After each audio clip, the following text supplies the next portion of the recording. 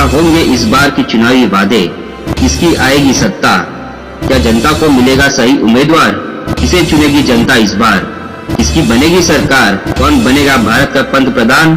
चुनाव की हर खबर सिर्फ डेली न्यूज पर। नमस्कार, मैं मीनल। डेली न्यूज में आप सभी का स्वागत है। तो चलिए नजर डालते हैं आज के कुछ मुख्य समाचारों पर।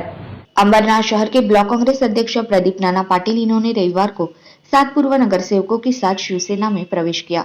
मुख्यमंत्री एकनाथ शिंदे और कल्याण लोकसभा के सांसद डॉक्टर श्रीकांत एकनाथ शिंदे इनकी उपस्थिति में मुख्यमंत्री इनके ठाणे निवास स्थान पर प्रदीप नाना पाटिल इन्होंने शिवसेना में प्रवेश किया। मुख्यमंत्री एकनाथ शिंदे और सांसद डॉक्टर श्रीकांत एकनाथ शिंदे इनकी कार्य पद्धति से प्रभावित होकर यह प्रवेश उन्होंने किया। प्रदीप पाटिल 1995 से अंबरनाथ नगरपालिका के नगर सेवक एवं पूर्व विरोधी पक्ष नेता भी रह चुके हैं।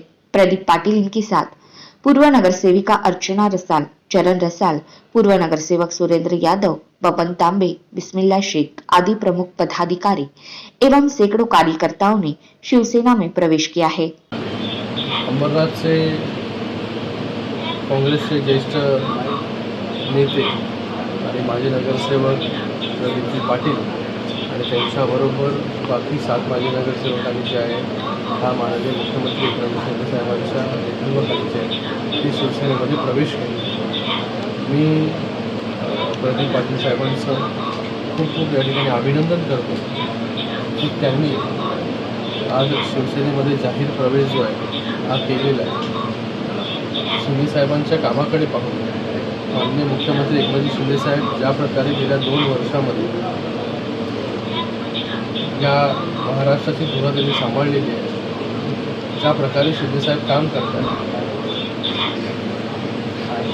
ज्या प्रकारे जे आहे हे डेव्हलपमेंट पूर्ण महाराष्ट्रामध्ये होतं, मला वाटतं हे पाहून जे आहे हे प्रदीप पाटील साहेबांनी आज शिवसेनेमध्ये प्रवेश केलेला आहे। मी त्यांना खूप शुभेच्छा देतो।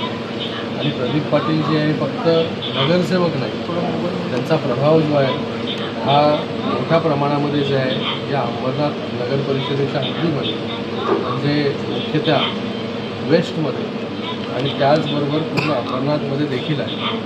गेले अनेक वर्ष ते काँग्रेसमध्ये राहून जे आहे हे काँग्रेसचं काम अंबरनाथमध्ये करत होते, पण आज शिंदे साहेबांच्या नेतृत्वाखाली जे आहे त्यांनी प्रवेश केलेला आहे। त्यांच्या प्रवेशामुळे जे आहे हे शिवसेनेला अजून बळकटी जी आहे ती अंबरनाथमध्ये मिळालेली आहे।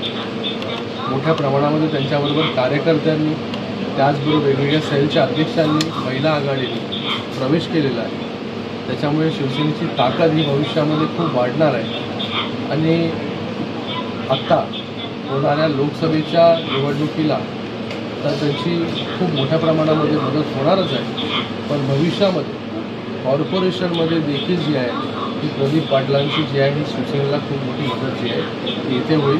मी त्यांचं पुन्हा एकदा खूप धन्यवाद व्यक्त करतो। त्यांना खूप त्यांच्या पुढील वाटचालीसाठी शुभेच्छा देतो। आज आम्ही गेली 28 वर्ष मी 95 पासून नगरसेवक आहे आणि नगरपालिकेत विरोधी पक्षनेता म्हणून पण काम केलं, पण आम्हाला जी मदत खरी म्हणून तर आम्हाला शिंदे साहेबांनी द्यायला सुरुवात केली। पालकमंत्री म्हणून, नंतर नगरविकास मंत्री म्हणून आणि आज मुख्यमंत्री म्हणून त्यांनी जी खासदारांच्या मार्फत कामं केली आणि आपले लाडके खासदार श्रीकांतजी साहेब यांनी जी आमच्या अंबरनाथमध्ये विकास घडवलेला आहे त्या विकासाला आणि शिंदे साहेबांचा जो वेळ प्रत्येक वेळ ते अंबरनाथला देतात आणि त्याचबरोबर खासदार मला वाटतं कुठेच असे प्रचार होत नसेल महाराष्ट्रात असा प्रचार आपल्या अंबरनाथमध्ये खासदार गल्लोगल्लीला भेटून प्रत्येक नागरिकाची भेट आणि विचारपूस करतात असे आम्ही पहिल्या आयुष्यात पाहिलेलं आहे आणि माझ्या कारकिर्दीत 45 वर्षात मी पहिल्यांदा असं पाहिलेलं आहे का खासदार प्रत्येकाच्या कार्यालयाने कुठेतरी उभे राहतात आणि त्यांनी जी डेव्हलपमेंट केली आहे यालाच आम्ही